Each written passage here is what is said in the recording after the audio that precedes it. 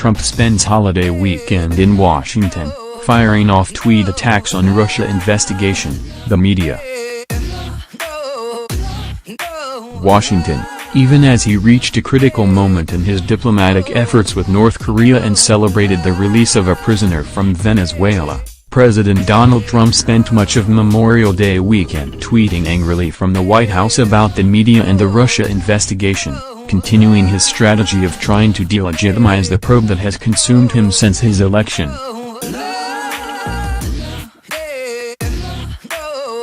Who's going to give back the young and beautiful lives, and others, that have been devastated and destroyed by the phony Russia collusion witch hunt? Trump tweeted Sunday morning. It was unclear whom Trump was talking about, given that most of the people directly affected by the investigation have been limited to his inner circle and a handful of former campaign aides. Trump instead referred to those hurt in romantic, generational terms. They journeyed down to Washington, D.C., with stars in their eyes and wanting to help our nation. They went back home in tatters. Trump continued. Although a number of young aides have left Trump's White House, notably his former communications director Hope Hicks, most have departed as a result of the fierce infighting among administration factions, not because of the investigation into Russian meddling in the 2016 election and any possible Trump campaign involvement and whether the president obstructed justice.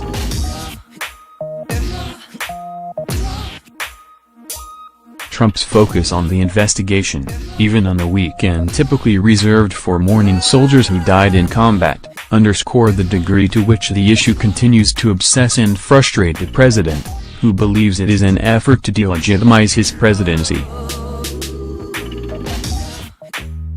His chief of staff, John F.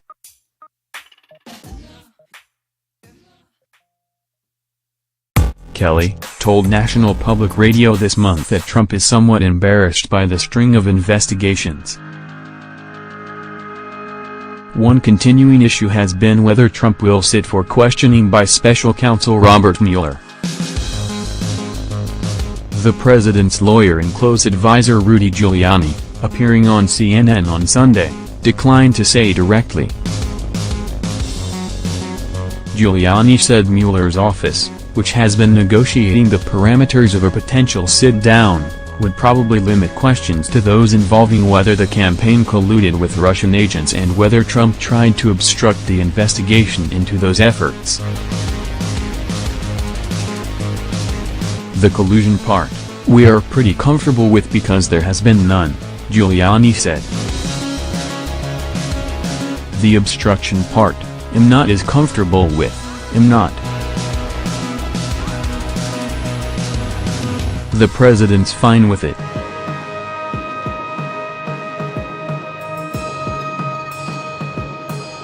As innocent.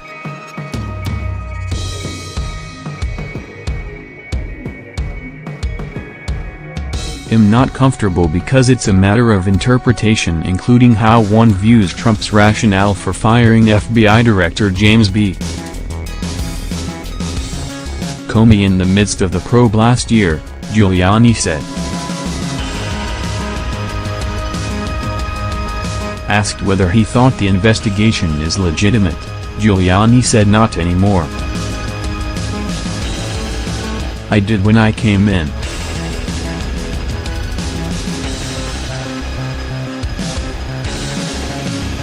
Trump continued his campaign over the weekend of trying to sow distrust in the probe by calling Mueller's team of attorneys 13 angry Democrats, and those who worked for President Ho. In fact, Mueller is a Republican and not all of the political affiliations of his team are known. Mueller was named FBI director by President George H.W. Bush in 2001 and stayed on during the Obama administration until 2013. Trump also repeated his allegation that the FBI's use of informants, a common practice in investigations, amounted to spying on his campaign. With spies, or informants as the Democrats like to call them because it sounds less sinister, but it's not, all over my campaign, even from a very early date. Why didn't the crooked highest levels of the FBI or Justice contact me to tell me of the phony Russia problem? Trump asked in one tweet.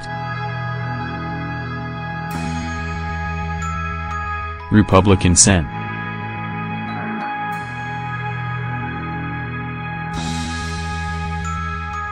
Marco Rubio of Florida pushed back against that claim while appearing on ABC's This Week, calling it appropriate to investigate a foreign adversary's potential interference with the democratic process. Okay.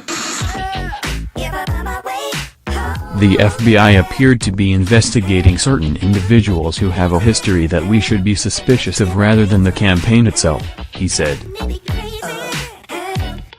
When individuals like that are in the orbit of a major political campaign in America, the FBI, who is in charge of counterintelligence investigations, should look at people like that, Rubio said. But they are not investigating the campaign.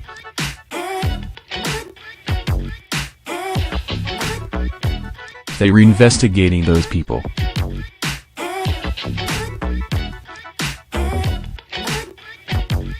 Trump's attacks on the media over the weekend may have been his most baffling. In one of two Saturday tweets directed at the New York Times, Trump falsely claimed that one of its sources doesn't exist.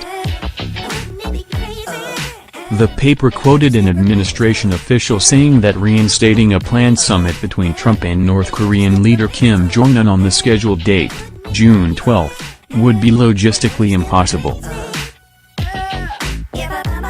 Wrong again. Trump tweeted. This is the moment for those who Use real people, not phony sources.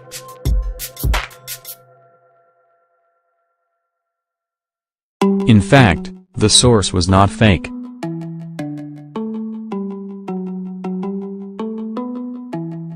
He was a senior official who briefed reporters Thursday in a session set up by the White House press office, which set ground rules requiring that reporters not use his name. Whether Trump was aware of that is not known. He often seems unaware of the work his staff does. Trump, in calling the official phony, was not only stating a falsehood and accusing the New York Times of making up a source, he was also compromising his official's ability to speak on his behalf.